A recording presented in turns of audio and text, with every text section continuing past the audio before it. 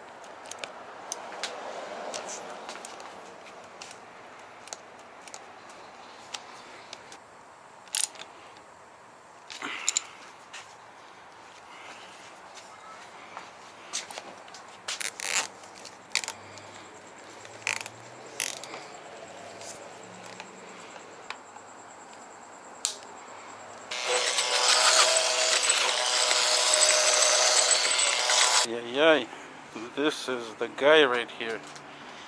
This is the guy right here. This is the guy.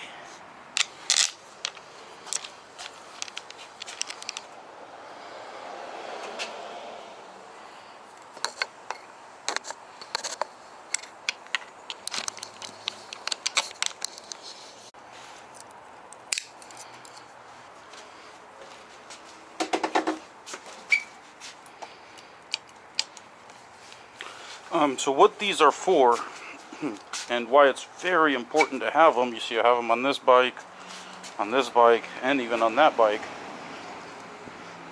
On this old bike right here. Now, these are serious. These are metal here.